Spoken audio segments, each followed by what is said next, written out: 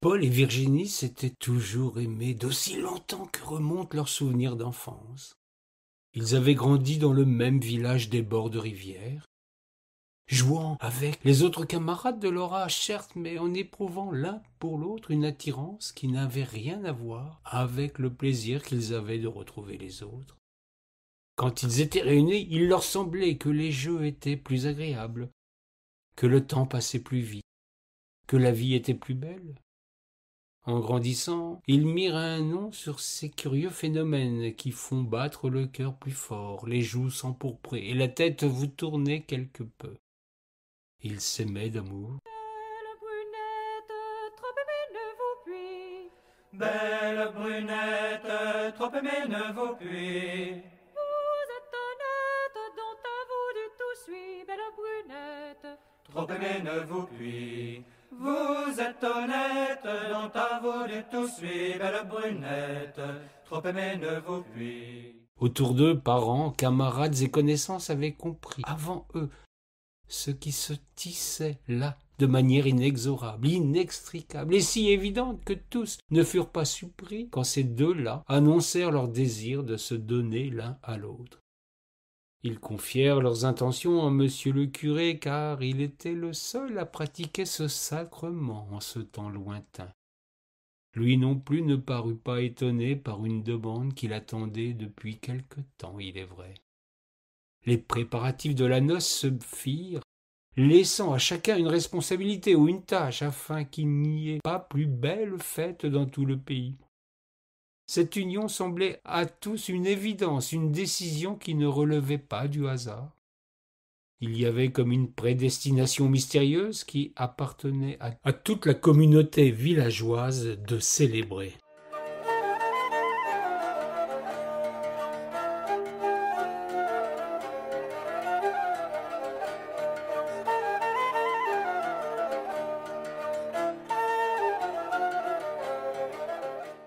La date tant attendue approchait.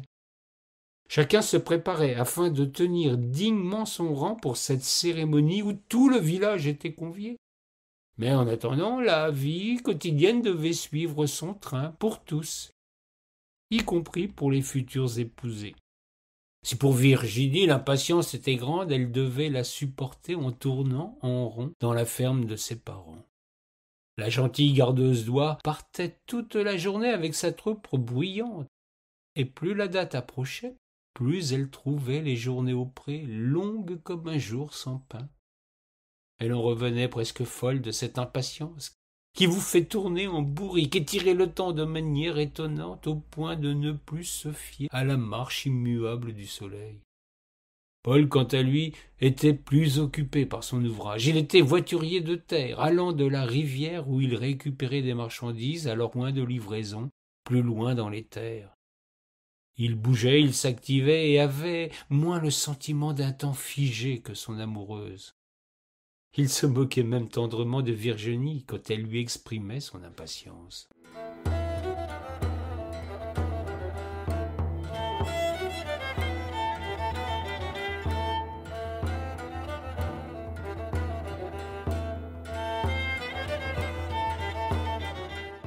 L'avant-veille des noces, un chargement d'huile et de savon venant de Marseille et ayant transité par Roanne était arrivé au port. Paul devait convoyer un charroi au cœur de la grande forêt d'Orléans, précisément à la ferme de l'étang du diable à Chilleurs-aux-Bois. Quand il annonça à Valérie sa destination, celle-ci le pria de confier le chargement à un collègue, de ne point se lancer vers une destination qui lui donnait des frissons dans le dos. Paul repoussa d'un haussement d'épaules les superstitions idiotes de sa chère amie.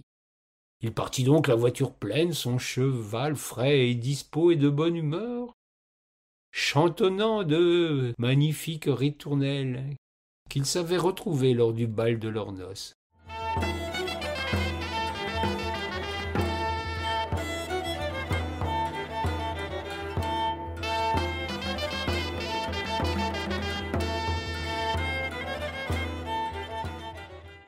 Fouette couchée, trotte, trotte la jaquenotte, taille la route et dévore les lieux.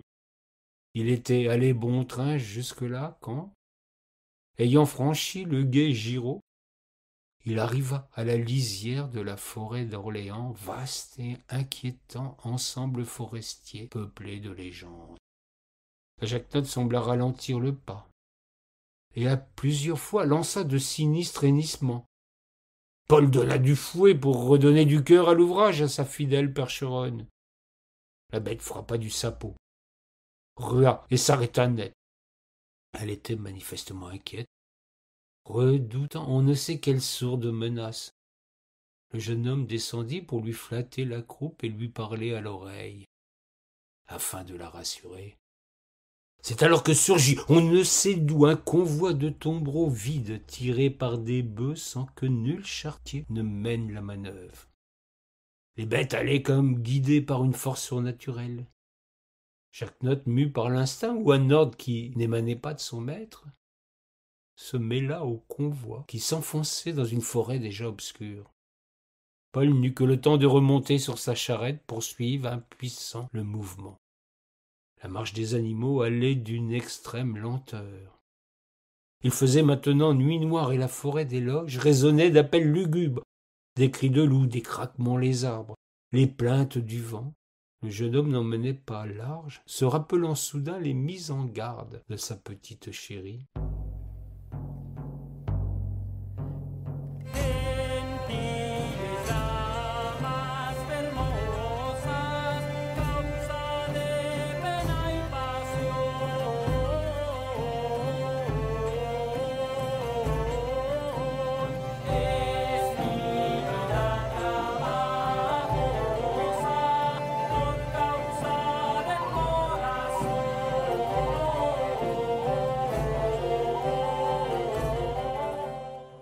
La nuit passa ainsi. Il y eut un autre jour, et le convoi allait son train de sénateurs dans un ordonnancement immuable. Les bœufs ne mangeaient ni ne buvaient, ce qui augmenta l'angoisse du charretier, tandis que sa Jacquenotte se nourrissait au cul du tombereau devant elle, qui se chargeait mystérieusement de quoi lui fournir alimentation et hydratation. Paul avait une faim de loup, mais n'osait descendre de sa place comme paralysé. La journée passa interminable. La nuit tomba, et le convoi continuait sa lente progression sans but précis. Paul avait de plus en plus le sentiment que les bêtes tournaient en rond, tandis que sa jument ne répondait absolument plus à ses ordres. Il était pris au piège dans ce convoi qui allait le mettre en retard pour ses noces. La nuit fut plus épouvantable encore.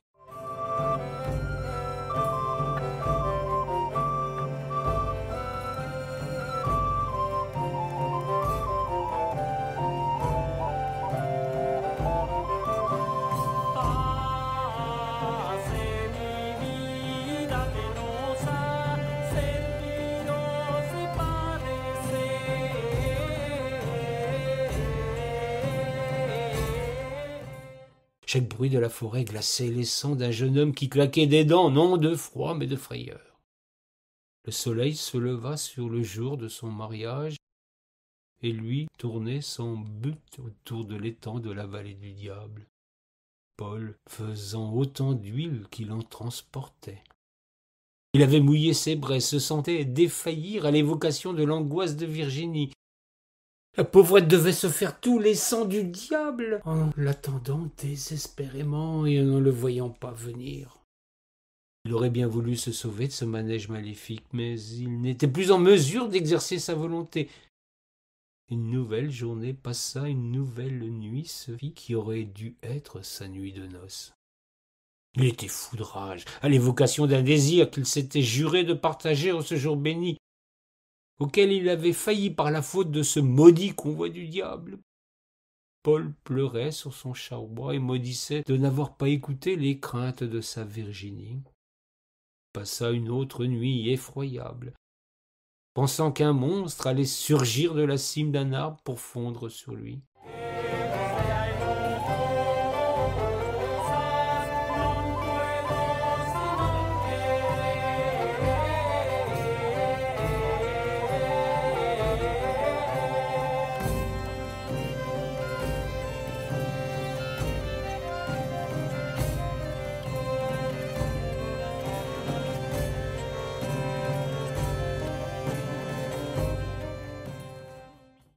matin succéda à ce qui avait été le pire calvaire de son existence, et rien ne semblait modifier son sort. La jacquenotte continuait docilement à suivre le convoi. Paul, à bout de force, n'ayant pas dormi depuis 3 jours, sombra dans un profond sommeil.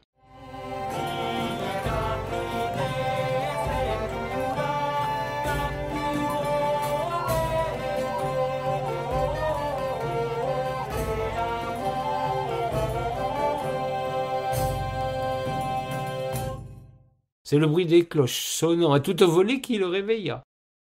La jacquenotte s'était arrêtée devant l'église de son village. Virginie, radieuse, l'attendait sur le parvis, tandis que tous les habitants de la contrée lançaient qui leur chapeau, qui leur bonnette en l'air.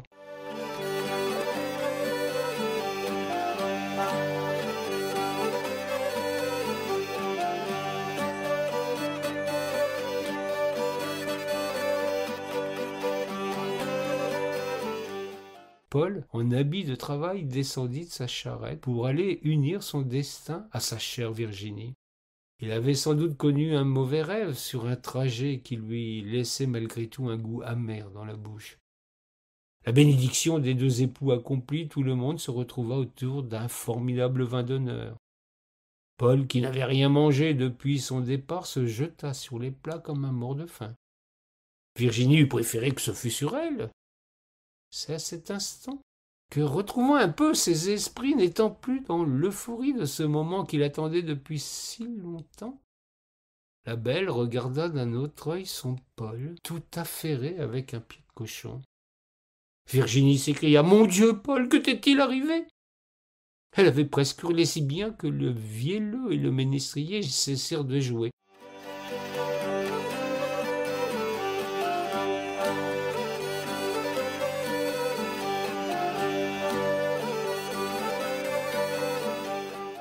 Que tout le monde se tourna vers le garçon et qu'enfin chacun put constater qu'il avait les cheveux blancs comme neige. Que lui était-il donc arrivé en allant à l'étang de la vallée du diable? Qu'avait-il trouvé sur son chemin pour avoir ainsi blanchi le temps de son voyage?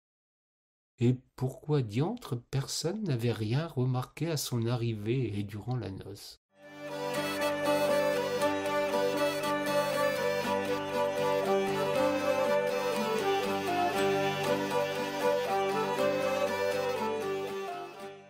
Personne n'en saura jamais rien. Pas plus monsieur le vicaire, qui se signa beaucoup, que les 2 époux, que ce petit désagrément n'empêcha nullement de passer la plus merveilleuse des nuits de noces. Paul semblait bien avoir perdu la notion du temps dans cette affaire, mais pour le reste, son bonheur était si parfait qu'il ne s'en fit pas de cheveux pour autant.